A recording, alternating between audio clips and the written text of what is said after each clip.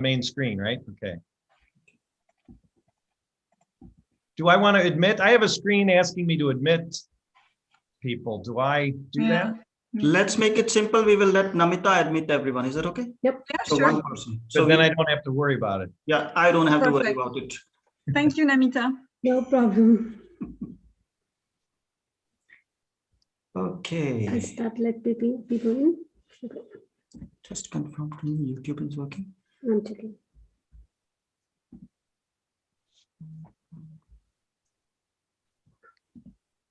Mathias has entered, so I guess. Good. So it's a good start.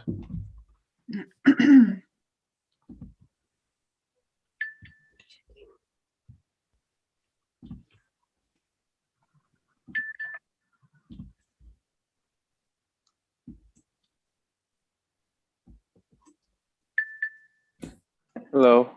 Hello. Greetings. Hi. Hello, everyone. Hello, Mathias. Great that you're here. Hi, Eline. Hi, Punit. Hi, everybody. Hi. Hi, Great to Mathias. see Happy you. to join. What a wonderful background you have. Well, it's not fake, you know. It's not a bar behind it, you know. It's real books still. It's real books. Oh, thank you so much. Thank you so much. And hello to everyone joining as we speak. Yeah.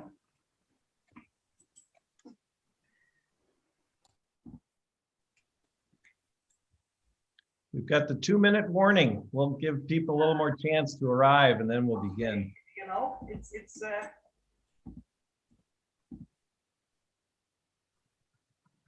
So that's good. I think it's all set.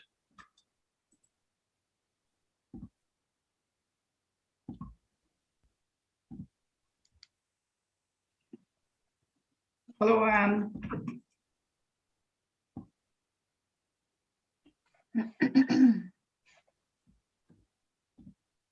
I think we ought to give 1 or 2 minutes for everyone to join. Hello, Anne. Hi, Helen. Do you want to start at 1 minute after the hour? You are the boss. Okay. We'll give people 1 extra minute.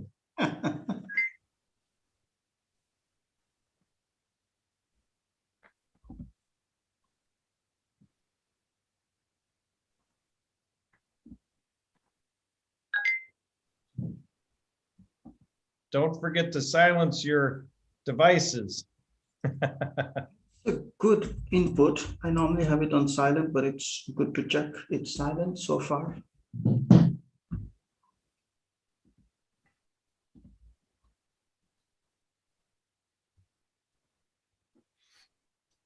So I did a book birthday event 2 years ago. Maybe it's 2.5 now, when I launched my first book. And little did I know we can do a virtual event also, because in a book launch event, it was in person and I was limited to people in Belgium. Now we can have global audience.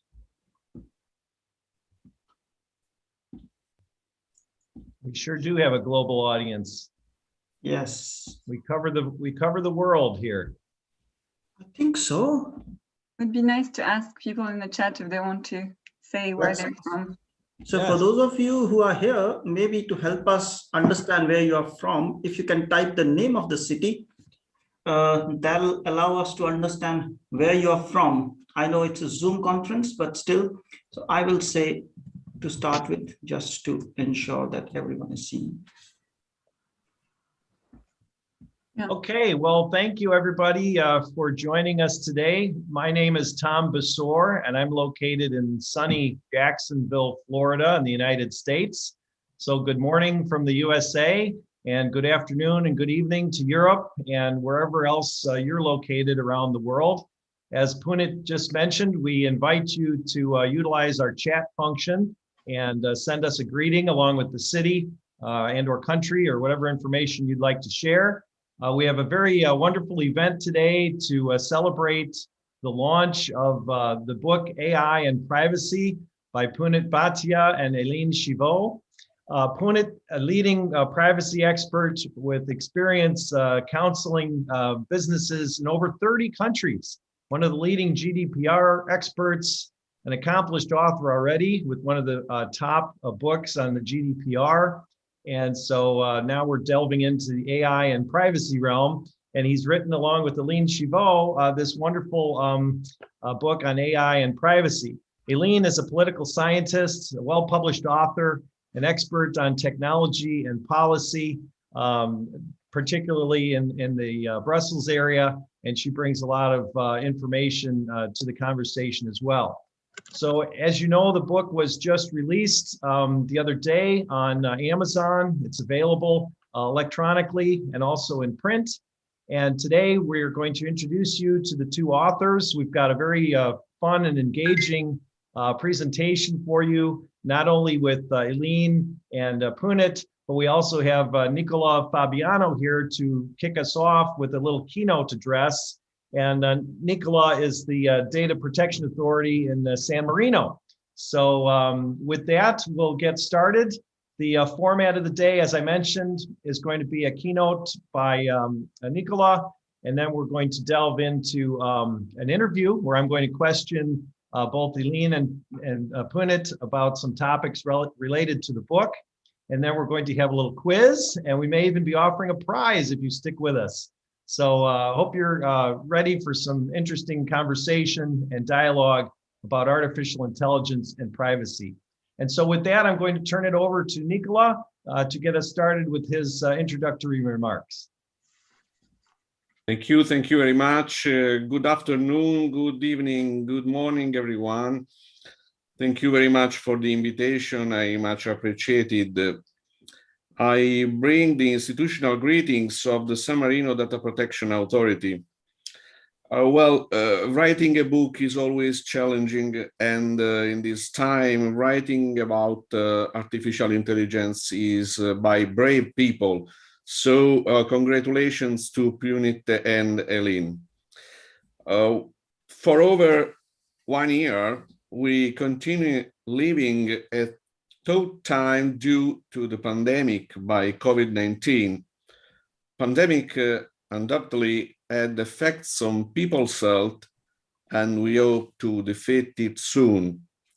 The pandemic's harmful phenomenon has had global effects, including primarily serious reflection on humanity's role and how much prevention is a priority. It has also led to an awareness of the consideration of human value. Still, we can consider it even a challenge due to having obliged all of us to increase the use of digital services and resources. From technology to artificial intelligence, the step is short. In Europe, the European Commission in June 2018 appointed 52 experts to a high-level expert group on artificial intelligence, comprising representatives from academia, civil society, as well as industry.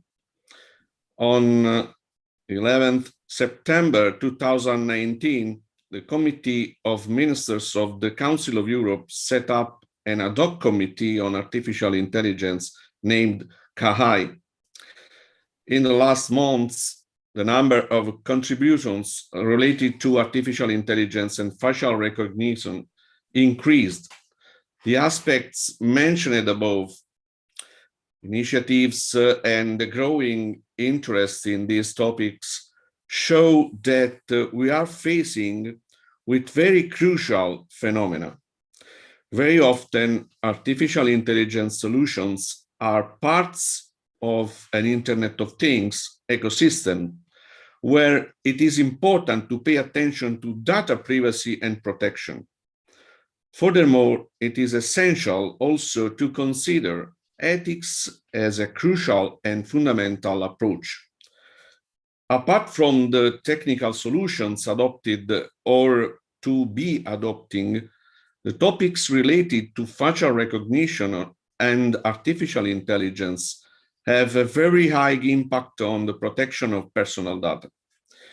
It is worrying to read about facial recognition systems able to work starting from information related to a human face, comparing them with other data extracted from images existing on the web, and finally matching them, recognizing a person.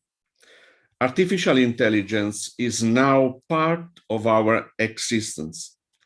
What is artificial intelligence? Is it possible to define it? Is it an algorithm?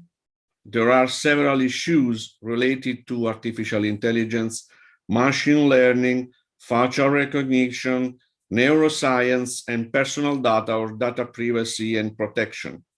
Among the most important issues, we certainly can refer to the risks related to human biases. Furthermore, any single technical solution has to respect the privacy by design principle to protect a natural person and the personal information belonging him or her. We should evaluate the impact of the emerging technologies on the natural person and hence on personal data.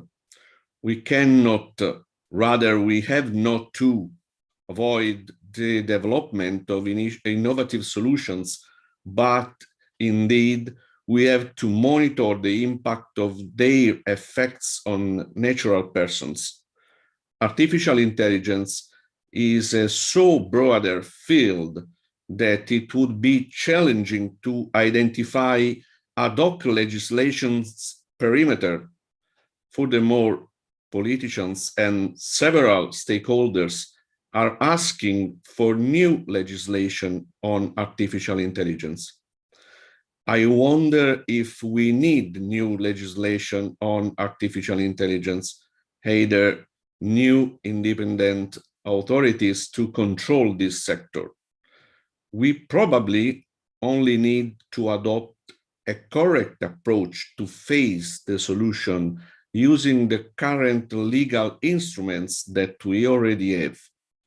It also seems the consultative committee's position for the protection of individuals with regard to automatic processing of personal data, Convention 108 of the Council of Europe in the latest adopted guidelines on facial recognition. Still, just referring to data protection, we notice the many risk profiles that can seriously compromise individuals' fundamental rights and freedoms.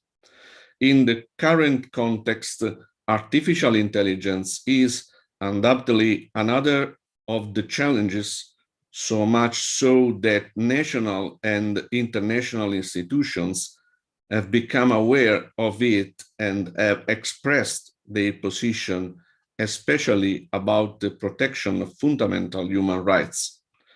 I think that the third challenge is the new frontiers of neuroscience, the crucial contemporary challenge posed by the impact of technologies in neuroscience should undoubtedly be pointed out and underlined. The theme, innovative and very broad, is now the subject of international meetings that see the simultaneous presence of jurists and scientists discussing the relationship between law, ethics, and neuroscience or neurobioscience. Specifically, the analysis of the effects of the use of the most advanced technologies on human beings, such as, for example, artificial intelligence or robotics, deserves particular attention. The use of such technological solutions is envisaged in terms of improving the human person. Still, we should priorly understand what the level of invasiveness and influence on the human being is. In this vast context, rights are directly involved and as far as we are concerned, those relating to protecting personal data and privacy. The term neuro rights is increasingly used to represent a new category of personal rights closely related to the field of neuroscience. I believe that the term neuroprivacy can be used to describe to the fullest extent of the ecosystem of personal data protection and privacy related to neuroscience and neurobioscience. The centrality of a person and his dignity are the compasses to face fundamental technological development. Therefore, it is necessary to work by increasing an ethical conscience and consolidating awareness of each individual's value and the whole sphere of each individual, never to debase human dignity. Thank you very much.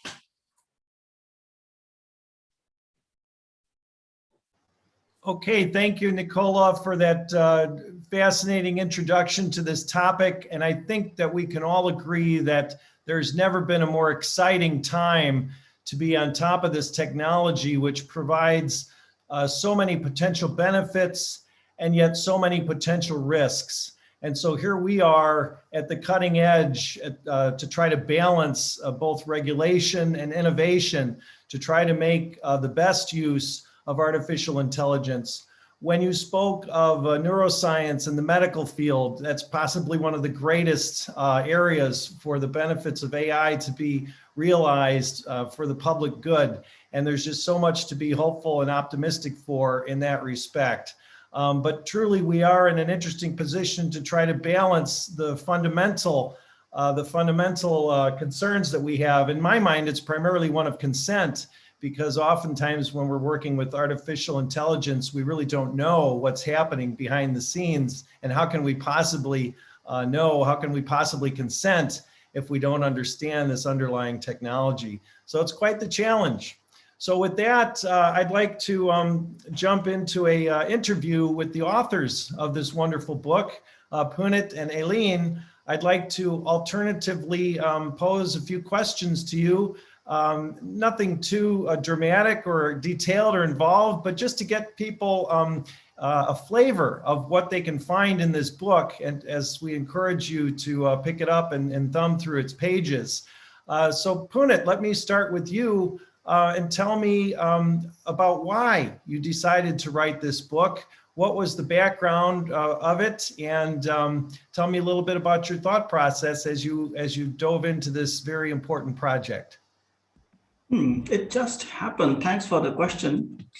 It just happened. I met Eline at a conference, then we were recording the podcast, and she said, we will write a book. And a lot of people generally, when they meet, I also tell a lot of people saying we'll write a book, but nobody follows up. So Eline followed up and said, hey, it's pandemic, why don't we write a book? And I said, that's interesting, let's write a book. And then the topic was, what do we write on?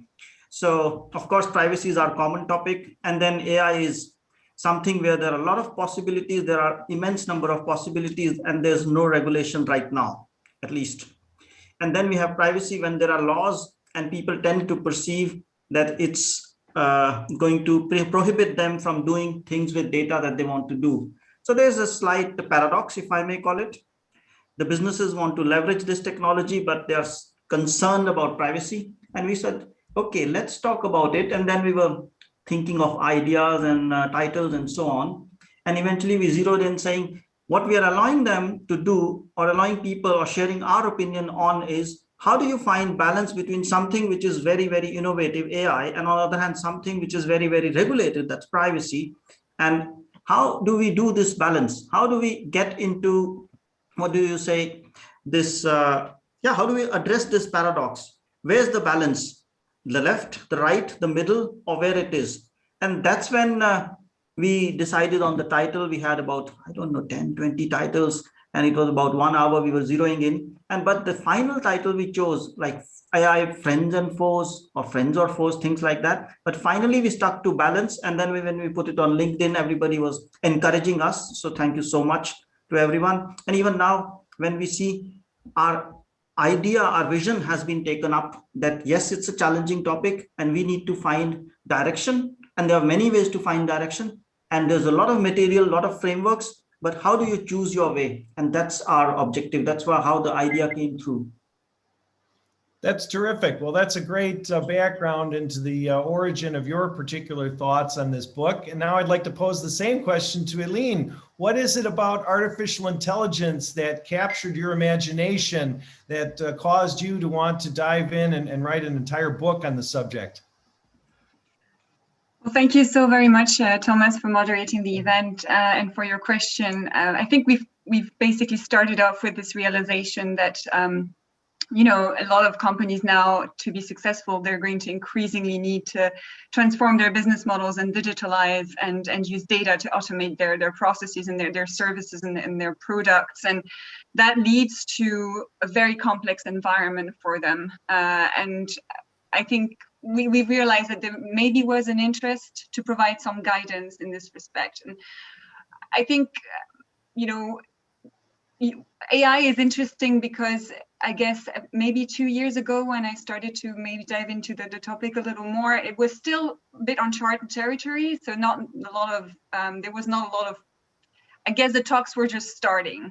And it's now what you see with quantum and 6G a little bit more. And I think it's a fascinating topic because when you don't know a lot about it, but it impacts so many different dimensions in your life and society and the economy and geopolitics, I guess it is fascinating in itself when you're curious. And then when you realize, well, a lot of people want to maybe find out more about what it means, I think it's even more critical, because what I find often is that you have headline grabbing titles or newspapers title when it comes to AI, and these titles or these articles or these discussions are often one-dimensional. They often focus on the negativity, perhaps, and I think it's better to look at the topic and the technology in a demystified way and try to maybe look at it with a more practical view. It is there, right? It is already something we're using every day, even though we don't call it AI when it works. So I think it is important, especially for the target audience. Our readers especially include business people. I think it's important to really have that kind of pragmatic view and say, it's there, you have to deal with it.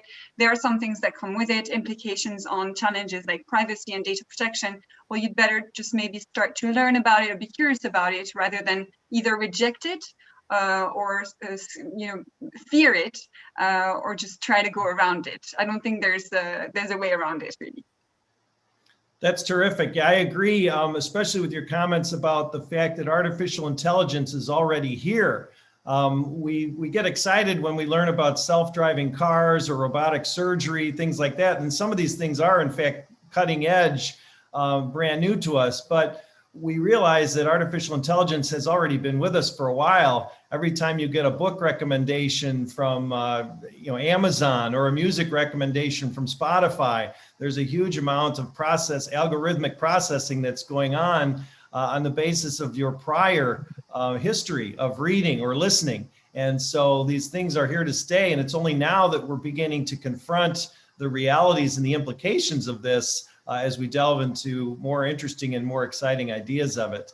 So Punit, let me pose a question to you. How is artificial intelligence dangerous? Do we need to be concerned about the lack of consent and the processing behind the scenes without knowledge?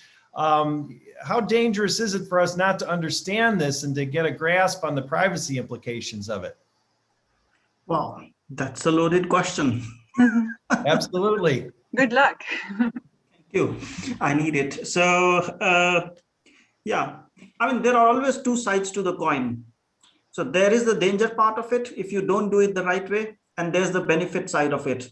It's like nuclear energy, atomic energy, or AI or anything. Is it dangerous? Yes, if you don't use it well. If you don't use it responsibly, it is dangerous. But if you put responsibility, if you put ethics, if you put frameworks, the checks and balances and controls, they don't necessarily have to come from the law. But if you put them in place and use it responsibly, we are in safe hands and we can leverage it for the better good of society in a very good way. Like even in the pandemic, I think AI is helping us accelerate the find or the search for vaccines, searching out the tracing and everything. But the second part is consent. That's the challenging part, because on one hand, AI tends to be data hungry. It needs a lot of data to feed on. It needs a lot of data to flourish on and then give us valuable inputs. But on the other hand, we also want to have human control or element of human control, because we don't want to be in a situation wherein we are in a scientific movie kind of situation that the robot has taken control over the world. It has learned, then you fire on it and it already prejudges what is happening and so on. We don't want that to happen. So there needs to be an element of human control, as well as when we talk about usage by us, that's humans, then we want to have consent. Like when we are using the virtual assistant, say Alexa or Google Home or anything like that, it's okay. We want that to help us make our life easier, but don't basically listen to our conversations when we are not asking. So that's the fine balance. It has to be set up. Maybe there can be commands saying, now you're okay to listen, now you shut down, but then when shut down, it should be shut down. So there needs to be an element of human control, and that's what we mean by consent. Consent does not have to be the traditional way, meaning it's a form and somebody's ticking a box or a tick box. It doesn't have to be that. It can be voice driven, as long as humans can control it and bring the situation back in control, and also understand there's transparency and explainability. That is, we know what's going on and we can understand, explainable in a way that everyone, even I would say 10-year-old kid, can understand what this device is doing and what do I want that to do or not. So that's where the balance is. Can I quickly jump in here? Sorry, yeah, because I think it's an interesting question, and I just wanted to compliment what Punit said. I think in the book, what we're trying to do, what we're saying, that we're trying to make the case for that optimistic view that you can have AI and privacy coexisting, even though they appear to be frenemies. It's difficult to make them coexist, but we don't see them as enemies. So we're trying to reconcile those concepts, because you cannot do one but not the other anymore, just because there are so many regulations now that pertain to AI, and perhaps not yet when it comes to, there are already a lot of regulations when it comes to privacy, but maybe not yet strict rules applying to AI. So you've got that sort of gray area, but anyway, I think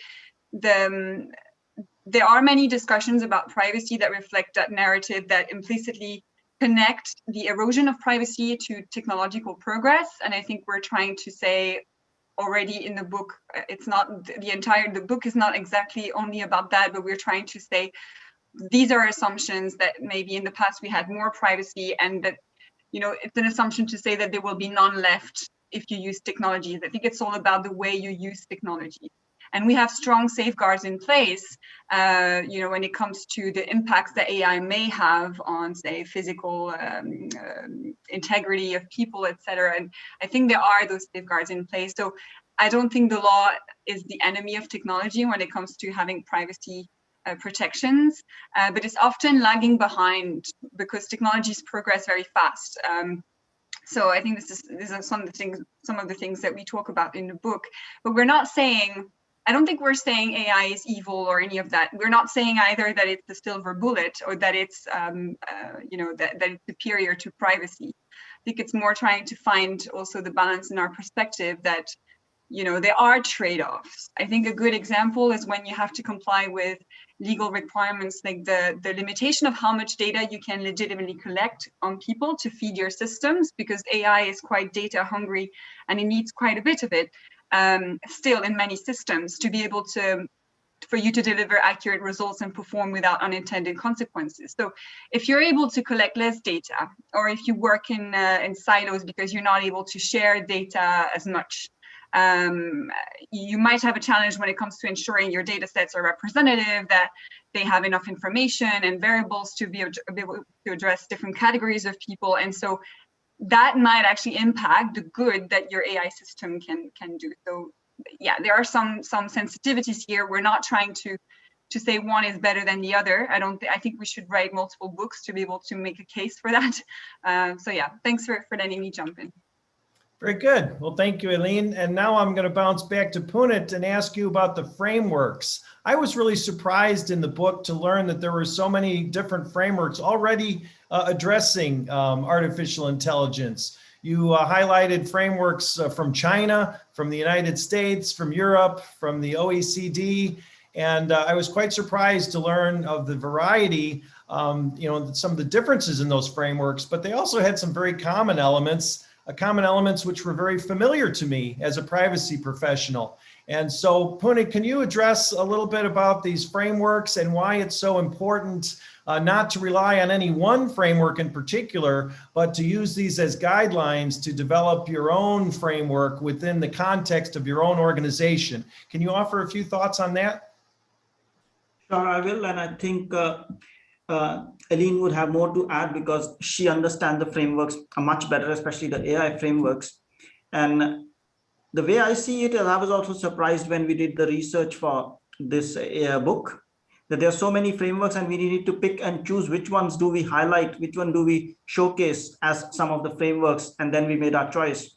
But it's amazing that there are frameworks, that's one, but it's more amazing, more fascinating that these are similar to what we call as privacy or GDPR like frameworks. So there are a lot of similarities when we talk about transparency, explainability, or limitations, or even human control. So we call it consent and then we call it human control. So there are a lot of similarities and these frameworks are there. But what we also observed when we analyze them deeply is that each one of them have their strengths and each one of them have a little bit of what we say, a challenge when it comes to implementation.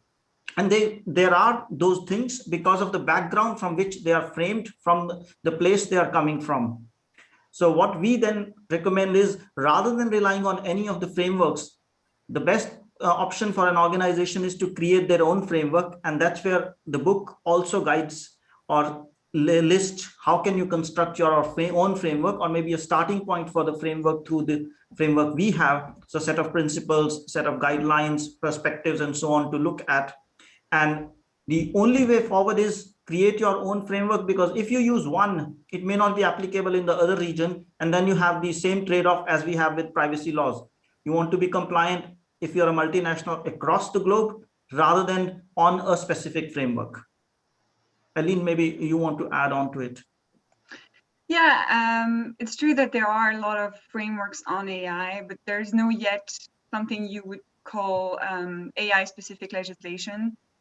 I guess, there is, as I mentioned before, that there is existing legislation that already applies to technology like AI. And in the EU, for instance, we have the privacy law, which under which it already covers automated decision-making systems, and so inevitably it applies to AI. So it isn't necessarily a coincidence that because Europe took the lead in coming up with those frameworks and ethical principles for AI, it is not a coincidence that a lot of those requirements kind of stem from or reflect or mirror those that you find in the GDPR. And I mean, I mentioned existing legislation like GDPR. There's also legislations that are about the liability, who should be responsible for when deploying and operating and developing an AI system.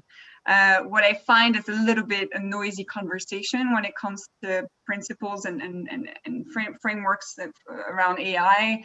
I think you do have an alignment across certain themes or certain principles that tend to come back, and they're not all about privacy. Privacy tends to be a particular principle, but then you have security and safety, you have transparency, explainability, you have fairness, you have human control, you have human values, you have accountability. But there's so much discussion going on that I find it super hard to read. And in the book, we only selected a few of them. We didn't talk about the one of the Council of Europe, for example, that might end up becoming a treaty with strict rules or strict actual rules on AI. I think a real something really healthy for this conversation would be that you have a maximum of countries that can agree on a certain number of common principles, because indeed, as we are now in a digital economy where you have an exchange of goods, services, products that knows no border, it becomes increasingly complicated if each country has its own separate framework or rules or obligations to comply with, especially when you're a small business. Sure, the complexity, I think, is really daunting to a lot of people. The subject matter, artificial intelligence, just sounds so intimidating. And I think for that reason, a lot of people are frightened to even dip their toe into the subject. But your book, I'm glad that it covers a lot of ground from a high perspective. It serves as a guidebook to point the reader in the right direction to find further information.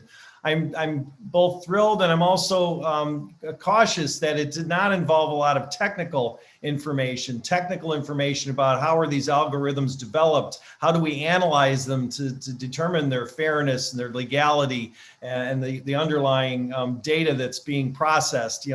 To the layman, that may involve quite a lot more than they're capable of. And I think that highlights one of your other points in the book, that this is all about collaboration, assemble the proper team of individuals that can help guide the process. So from that perspective, I think that it was awesome. Okay, I have about 35 more questions for you and no more time to pose those questions. So thank you for giving us these introductory thoughts on it. And now I understand that we have a little bit of an interactive element of the program where both Punit and Eline are going to pose some questions to the audience. And so for that segment of our program, I'm going to turn it over to Punit. Okay. Anyhow, I think thanks, Thomas, for that part. And before we do that, we had the privilege of having a note from Mathias Goyen, who's this chief medical officer at GE Healthcare, and he put in very eloquent terms, and it was amazing to see. So we didn't align, we didn't do anything, and what I read was exactly what we wanted to do. So maybe Mathias, if you could take a few moments and share with us what you found when you read it, or your thoughts on AI and privacy, even on a general level other than the book, so that everyone can understand how do you see your views on AI and privacy. Sure, absolutely. First of all, thanks a lot, Eline and Punit, and congratulations, right, on your book and this book launch. I'm very happy to participate here. And I think we agree, and we've just heard it again earlier today, protecting privacy in an AI-driven world is really key. AI is not science fiction, it is science fact. It happens as we speak. I mean, love it or hate it, AI is here and it will not go away. And as AI evolves in and outside the medical field, it kind of magnifies the ability to use informations in ways that can intrude on privacy interests, right? And this field is moving very, very fast. It's kind of hard to keep track, at least for me. It can be even confusing if you want to learn about AI and privacy. And that is why I really love your book, Eline and Punit, to get in one place without researching online and asking, a zillion of people, a comprehensive but well-digestible overview of the topic. It is well written. As Tom said, you don't need a PhD to understand it. And I especially like your pro tips at the end of each chapter. That's really a great help. And although I highly recommend to read the entire book, of course, you can focus on single chapters because they are self-containing. Let's say you're dealing with China a lot, you go to chapter 4, right? I mean, by the way, the Chinese will probably not appreciate you gave them chapter 4, as the number 4 is considered an unlucky number in Chinese. You know that, right? But anyhow. Oh, I did not. You did it on purpose. No, you did not. Quite frankly, yeah, I don't want to go into detail. It's just funny when I saw it. And if you think you have no time to read a book, please buy the book and read only chapter 11. Critical success factors. It's a great summary. I was really amazed to read that. And so I can only say, in summary, for the price of a glass of red wine in a bar, bars are closed anyway, this is a great investment to elevate your knowledge on artificial intelligence and its implications for privacy. It's really worth the read. And I guess with that, back to you, Eline and Punit. That's so kind of you, Matthias. Maybe Eline, you want to say something, guys? Yeah, thank you so much, Mathias. Mathias and I, we got in touch last year for a conference on AI, and Mathias has a great perspective and experience on AI in the medical sector. And I'm very grateful that you've shared with your appreciation of the book today and that you've made the time, and it means a lot. So I'd like to thank you very much for that. Thank you, Mathias. You're very welcome. So thanks, Matthias. And now I think we had two things to do. One is we have a quiz, and second, we also have audience question and answer. So there are some questions that we would love to answer. And Nicola and Matthias, if you have, or even Thomas, if you have any input on those questions, feel free to jump in, because the idea is that we allow and we serve people as much as we can in this time that we normally foresaw 1 hour. But if it's needed a few more minutes, we will. And let me project some questions, because the idea was also to gain some engagement. So we formulated, I think, 4 questions that we want to project as a quiz. And we will put it on the screen while we will answer the questions. And if you answer those questions, what it would mean is, so you have to answer like BCDA, ABCD, CBDA, just like that, all the 4 questions. So there are questions and answers. Take your time while me and Eline and our team would look at the questions, and we will see which questions are there. There's a question for Eline, which I saw in between.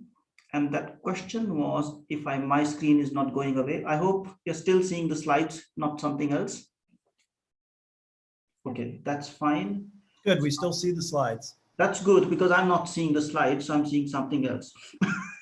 It's on purpose, don't worry. I'm not doing anything else. So Eline, somebody asked a question, and that's Marianne Terween, and she gave us the challenge saying, find my city, but that's a separate one.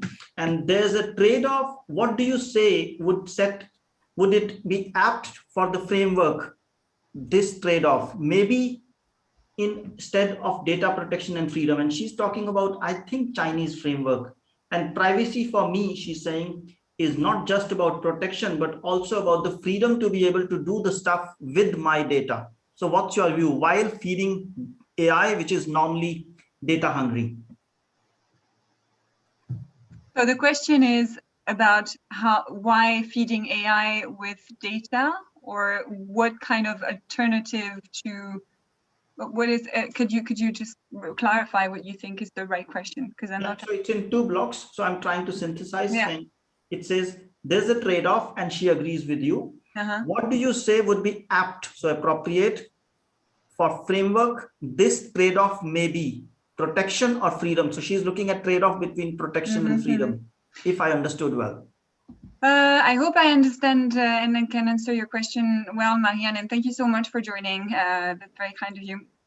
I think one key element, so I guess your question would be from the perspective of an individual.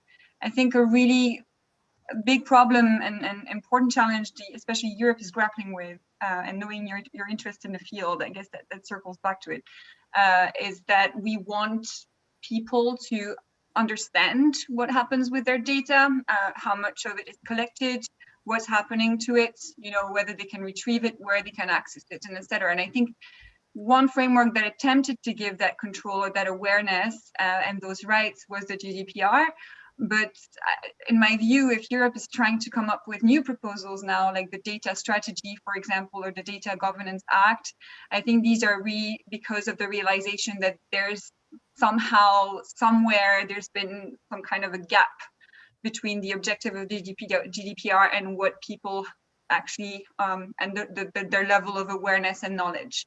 I think it's great to have those frameworks, those principles, those tools, but if you don't educate people to be able to know what they mean and how to use them, to have really the tools and the literacy, then I don't think it can really go this far.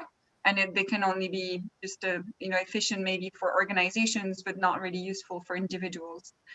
So I think frameworks that maybe give more rights more awareness, more literacy to people would be more efficient. And I often think they're missing in those high-level frameworks which we brushed on.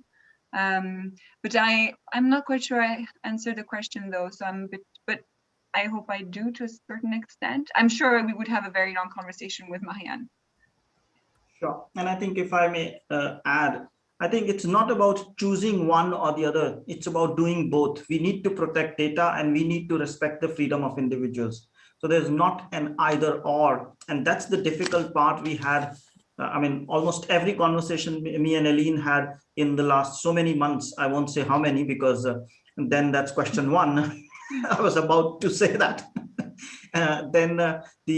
That was always the question, is this or is that? And we always looked at it, it's not this or that, it's not freedom or protection, it's not transparency or consent, it's not this or that, it's always both. We want to have leveraging AI while being respectful of privacy in a good way and not restricting business or anything. And there's another question. Meanwhile, the quiz is still on.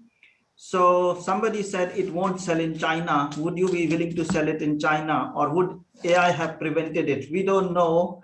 That's something we discovered. That's how do we say? That's new data, new information, which was not available earlier. Okay. Another question was what skills? So I think that's for me, it seems like. What skills, capabilities, privacy specialists should have to be able to deal with AI challenges?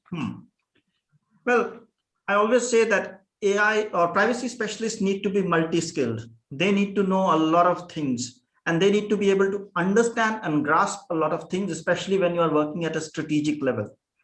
So AI would be no different. You need to get in, what does the business want to do? What's their objective? How does privacy play a part? What needs to be done? And kind of advise them on what needs to be done and provide a perspective from privacy perspective while letting them decide from a business and other perspectives. You give your privacy advice. So it's not anything special. I think as privacy specialists, if we are operating at strategic level, we are blessed with skills to interact and engage with different businesses, and AI is another technology, another thing wherein we need to engage. But if any of my fellow colleagues want to jump in and share a perspective, feel free. My biggest thing, especially reading your book, was the skill of being a collaborator, being able to draw people from multiple disciplines, because there's no way that each one of us can know it all. And our greatest strength is to be able to draw, to assemble around us experts, and particular, programming, legal, social, monetary, just assemble the proper team. I think that's probably the biggest skill in dealing with AI, at least from my perspective. Yeah, and if I can jump in real quick, I think in general, and I think we make that point in the book, that if you want to learn about how technology is shaping either your organization or your society or the world, I think you will be able to have a role to play that will be interesting to others and to yourself. And it's always a wise move to want to be curious about those things. And I think it's very problematic to rely on just one person. When it comes to rules and responsibilities, there's so much information that you need to go through out there, and our book is maybe one more of those resources. It's difficult to figure out what the direction should be, the best roadmap. So really, as you said, Thomas, the collaboration element is really critical to recognize that you don't have everything that it takes. It takes courage in a way, and to be able to delegate properly, that takes, it's a skill in itself. Interesting. And now we have a question from Katerina. I won't pronounce the last name to avoid making a mistake. So sometimes it happens. Then working with SMEs right after the adoption of GDPR, their prime concern was the price of privacy policy. They just couldn't afford a comprehensive privacy policy and privacy impact assessment. So I guess the impact in the price is not financial prices in terms of business, if I understand well. So at the same time, we want to encourage SMEs to adopt AI at one front or the other. So the privacy impacts assessments would increase. Any ideas how could we counter this, especially in the context of EU? Can you repeat the question, the last part, the question? Okay, basically in nutshell, she's saying that there's a price organizations have to pay in context of implementing privacy and conducting impact assessments. Now that we are encouraging SMEs to adopt AI in one form or the other, how do we counter this impact or the price increase? Yeah, it's a very tough question because precisely it still hasn't been resolved, because it is brought up as an issue. If you talk to policymakers, if you talk to DPOs, of data protection officers, if you talk to authorities, there's a lack of resources also on the side of regulators and authorities when it comes to implementing rules and principles around privacy applied to, in that case, AI. I think what would not help would be to come up with additional overlapping frameworks and rules and obligations. And I think maybe proportionate rules, so that if you're, depending on what kind of business you are, what kind of protections you should definitely have in place, and those that you know, that are not necessarily required. It really depends on your products, the types of consumers that you have. I think the more, if you have an AI system, I think we make that case in a book with a scenario. If you know, depending on the product that you want to use, that you want to develop, you have this system. You have to be aware that maybe the broader you want to go, the more requirements you're going to have to comply with. The more data you may want to collect, the more confronted with compliance costs you will be, I suppose. So maybe good to start with figuring out, do you need all that data? Is there a limit you can set? And also when it comes to just basic costs of hiring lawyers, I know that there are some trade associations, there's some communities where you can find that additional advice or help, so that you're not on your own, because you're not on your own. So there are many people grappling with the same issues. But bottom line and quick answer, it's an unresolved problem. I think it is expensive to develop technology nowadays. Yeah, and I think if I may add, for SMEs perspective, what we recommend is look at things from different perspectives. And you don't need to have a privacy person in-house. You get a fractional privacy officer, like you have an accountant. You don't have an accountant full-time when you're an SME, 2 or 3 people company or 1-person company. You have him on need basis to submit your account returns or a financial returns. It's the same way with privacy.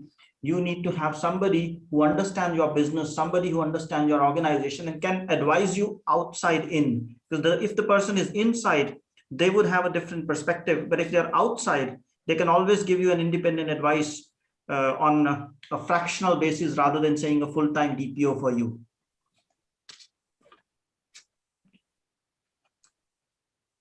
I see there are some answers, and okay, Irina had asked a question on skills and capabilities. I think we've handled that, so that's good.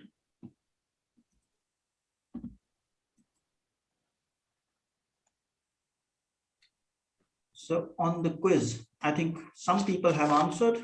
If somebody wants to answer, it's last 1 minute, I would say, because then we will do a draw. Okay, I hear there's no right answer. So if you're copying answers from the above, I heard yesterday a joke saying when we were in the school, if you see somebody's answer sheet and answer, that's called cheating. But in the corporate world, it's called collaboration, because you say, hey, let's work together and answer things. That's collaboration. So if you're collaborating based on answers of others, I think I heard there's no all right answers yet. So let me classify.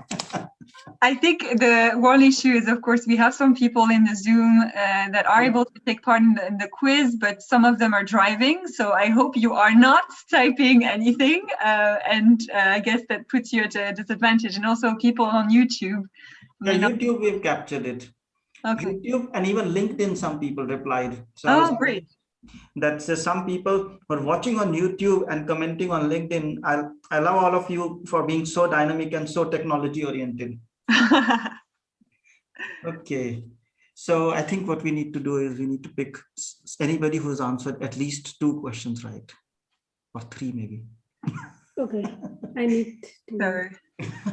Okay, so any questions you have, please feel free to ask. And I think we still have, I mean, from time perspective, we will stay if needed, but we'd foreseen 60 minutes as the formal interaction or the formal go live. If you have any questions, anyone, even if you want to ask, if you are through voice also, if you're Zoom, because we have a limited group, and on YouTube or LinkedIn, please feel free to ask. We are happy to answer it. And of course, as every one of us has said, there are more answers in the book. And today and tomorrow, today I think is the last day when we are offering it at the launch price. Yes. There's a raised hand from Tawfiq. Yeah, Tawfiq. Hi, thank you guys very much for putting this together and for inviting me to this launch. I posed the question in the chat box. I can elaborate more on that. Would you mind elaborating on what is privacy in this book? How do you guys define it? And to elaborate more, to me, privacy has so many different meanings. If we think about the trade-offs that people make, that's kind of an economic way of defining privacy. But there's also the privacy as values, where it comes to ultimately to democracy, where AI could influence the democratic system. So where do you guys stand on that definition of privacy? I think we all can contribute, and maybe we will do it one by one. In my opinion, it's very simple. When I ask you your name, you would tell me. When I ask you your partner's name, you will frown and maybe you will tell me. But when I ask you your bank account number, you will get suspicious. And when I next ask you your bank account password, you will say, bug off, you're not needed here. Or maybe, so where everybody draws a line is different. So some will get suspicious when we ask partner's name. Some will, who are smart or cheeky, will say bank account number. You have to transfer. And then on password, you want to transfer in, you don't, no problem. You have the account number, please transfer. You don't need the password. But if you have then asking password, it's the wrong intention. So every one of us has limits. So our ability to choose what we share and with who, that's privacy. Because all these 4 questions, maybe to your wife or your partner or your son or your daughter or your father, you maybe will be comfortable, but answering to a stranger, not. So where you define that boundary of choosing and sharing, that's privacy. What I can add, and thank you so much for your question, by the way, thanks very much. I think, as I mentioned, there is somehow an assumption that there's a trade-off between AI and privacy, which I believe we try to briefly discuss in the book. On privacy itself, at least to me, it does represent something that for me is a social, cultural kind of norm, and it's a subjective concept. And the definitions and the meanings of it tend to differ by country, by culture. It's evolved over time. And you could even argue that for some social classes, privacy hasn't always been a thing, in the sense of, you know, we used to have those factories especially in France, because I'm French, so that's a reference I have from high school. We had big factories, you know, with families owning those factories and those brands, like chimneys and things. And you would have the workers living there, working there, having their children go to schools there. And in that sense, I don't think that sort of conveys a lot of privacy. And also you'd have maybe smaller houses for people in underprivileged social classes. And now you can see how, I don't know, I may still live in a small household, but you might have a certain degree of, you know, better privacy. There's more prosperity in society as well. And when you link that back to technology, you can choose with your phone, for instance, with your settings, you can choose how private or how non-private you want to be on social media. I mean, there's many different ways to look at this, I'm aware. Some people see social media as the end of privacy. And you know, how that is related to technology, to AI, you know, algorithms and social media. That's why sort of, I don't want to cut corners, but just to put it simply. And in my view, at least, is that it's not that simple. It's not one thing. So technology has stolen privacy, or that privacy is only something you experience without technology. I think it's just a little bit, yeah, the way I see it. It's just a bit more complex than that. But I think you had another part to your question, which is how it might impact democracy. Would you mind reformulating this, or just getting back to your question? Yeah, so thank you very much, guys, for answering. And I look forward to reading the book. So the point is privacy, I can put it in a way where it's power, right? So if I have a computational machine that to which I can feed some data, it will give me some insights. And if I have those insights, I can make some interventions to the market, and I can change the dynamics in the market. So I have power over a population or the market, basically, given the personal data or the data that I got from the market and I fed into my machine. So by doing that, I'm limiting the choices that people in the market can make, because my intervention is going to influence their choices, and that would mean that their choices are limited. Therefore, I can influence the democratic system, which is what happened with Cambridge Analytica, right? So yeah, I think we're giving a little bit too much credit to the technology itself for the Cambridge Analytica and its impact on Brexit. I think it's been shown that it didn't necessarily have the impact that the media gave it or afforded it. Again, I will never answer your question. I will not be able to, because it is a more complex topic and we only have a few minutes. So I would rather say, in a way to answer it briefly but efficiently, that again, one way for people to engage and be more powerful, empowered, and more in control is for them not to see the technology, so in that case AI, as the guilty one, as something you should fear. Again, it is its use that is problematic. It is the people behind it and using it that could be problematic, not the technology itself. I don't think AI controls elections. I don't think AI led to Brexit. I think it's, again, because we extrapolate something that already was an issue offline, online, and it has a bigger spread, a bigger reach, a bigger scale, and therefore the consequences may be, more dire and concerning. But I think really just, yeah, and again, I don't want to take too much of extra time, but yeah, thanks again for your question. It's very interesting. Thank you so much. I definitely did not mean that Cambridge Analytica was just caused by, or that case was caused by that data privacy issue, but I just provided that as an example. But I'll come back to you after reading the book, and I'll be more than happy to discuss. Thank you. That will be nice. So thank you so much for everyone who joined and also answered the questions. So it's time to do the quiz. I have all the names. I don't know what's the criteria, because as we heard, nobody got it right. So we have all the names. I don't know how. Those who answered 2 right. Okay. Those who answered at least 2 questions right, they have in this. And I will randomly, there's all transparency, I hope. I will just pick and choose one. Okay, well, this is one. I don't know who this is. Oh, that's Ulrika. I think she's still here. Yeah, Ulrika. So we will send you a copy. I'm here. Hi. Hi, Ulrika. How are you? Good, good. I just got back home from the car, so I've been silent as well. So nice to see you. So what we will make sure is I'll contact you and we'll find your address and we'll send you a copy of the book. Ah, that's so nice. Great. Thank you. And thanks for a wonderful session. Really, really great. And congratulations on your book. So. Thank you so much, Ulrika. Mm-hmm. Sure. So the second person.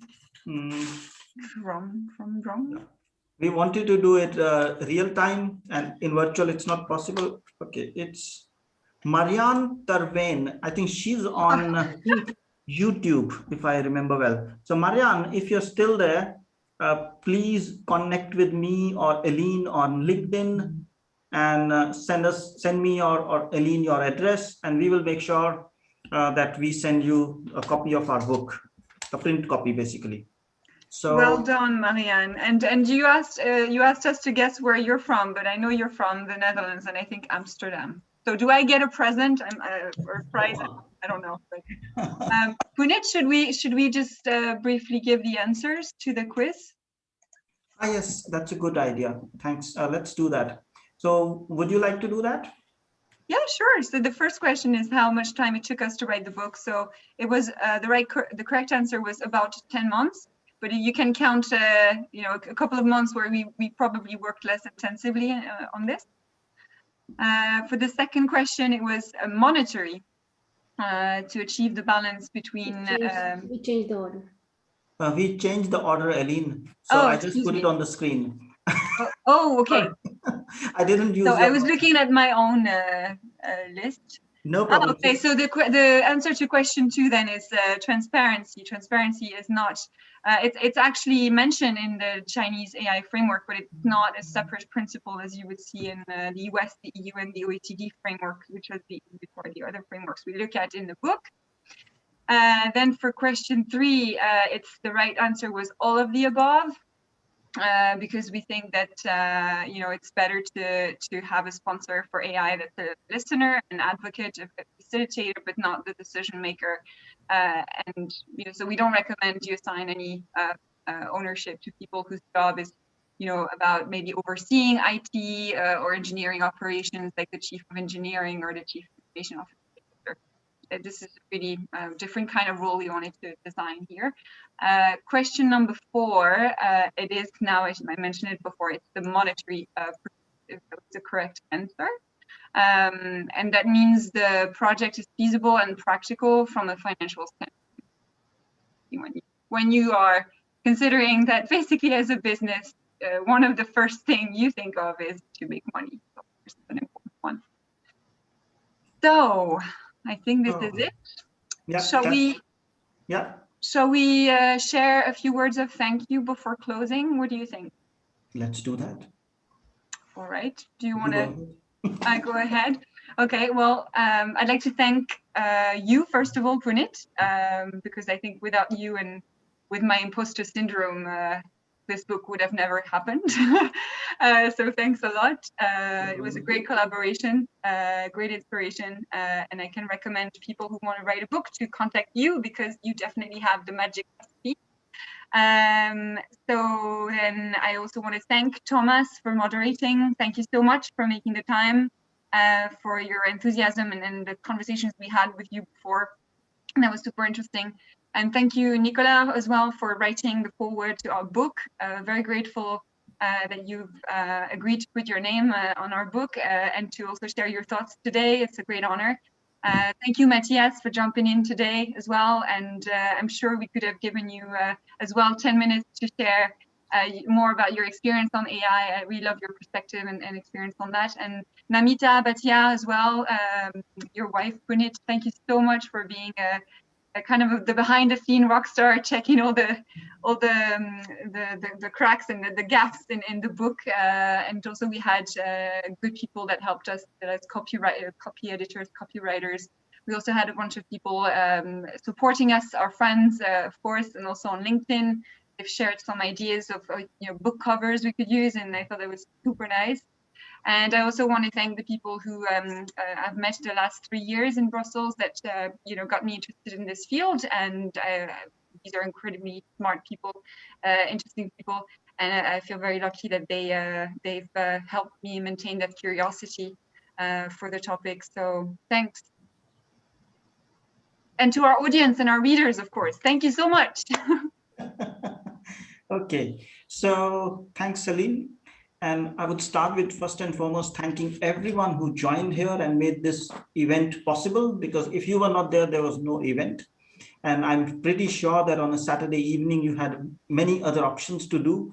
Of course, it's rainy in Brussels, or in most part of Europe, but still you had options. It's springtime. Some people want to go in the garden. So thank you so much for choosing us and choosing to give us your time. That's very valuable, and we really appreciate that. Then I like to thank Thomas for volunteering to moderate this event. I mean, he always has amazing energy, amazing eloquence, and a passion for things, and he brings a different perspective on things. I always love having him around, and because his energy is infectious. And yes, Nicola, he always nudges me to get things done. I don't know if he knows it. We recorded our podcast and he was like, when is it releasing? And I was the one who was procrastinating, having collected a few episodes. But then with Nicola, I was like, okay, in a new relationship, what do I say? What do I do? And I released it the next week. I said, okay, I'm releasing it next week. And then I didn't know what to do, but I managed to release it. So thanks, Nicola, for being around and also writing the podcast, the forward, and also being here and always being a kind support. So thank you so much. And Nicola also has a book called Data Protection and Privacy Relationship Model, which gives the mathematical approach to privacy and relationships, which is a wonderful read. And how can I forget Eline? Because we met in November 2019 on an event, and we had something in common, and we realized and leveraged that common when we wrote this book. And we are also complementary because there's a lot of trust, a lot of respect, and ability to put in things in perspective, because when you need her, she will hold on her own. But when you have something to say, she will have both ears open and very rare capability to listen and support, and also writing in a very different style to what I'm used to. So in the end, what it meant is we have a better product. So it wouldn't have been possible without you, Eline. Thank you so much. And yes, thanks, Namita, for always being around me and taking care of me, because one time she said, are you writing a book? Because it doesn't feel like you have a chat with Eline and then you don't do anything. Well, I said, well, then I said, when I get up in the morning early, I write it. So it was so smooth process, as Eline said. And everyone else who has supported me in this journey to AI and privacy in last so many years. So thank you so much. It all accumulates and helps us deliver this book or deliver this insight to you. And we hope you find it useful. Take your time. Feel free to connect with us and engage with us. So thank you so much for joining. And if you have any questions, somebody wants to stick around or say, and yes, Mathias, you are special. Reason being, you were the first one to read it and review it. I don't know if somebody read it, but somebody read it and review it on LinkedIn. And I was so pleased and amazed, like, how can somebody get into my head and write exactly what I thought about the book? So it's so kind of you. It's amazing and fascinating, the skill you have. So thank you so much for being here. Thanks. Yeah. And everyone else, and congratulations to Ulrika and Marianne. We will get the book to you. So with that, Eline, shall we say that's it? Yes, that's it. And maybe we'll write another book next, because now we're officially bored and we have nothing to do in the weekends. I really look forward to the sequel. Thank you so much, Tom. All right, thanks everyone. Thank you, Punit. And see you soon, everyone. Thanks. Thank you, everyone. This was terrific. Bye. Nice to Bye. meet Thank you you. all over the Thank you world. and congratulations again. Thank you, guys. Thank you. Thank you. Thanks. Bye-bye.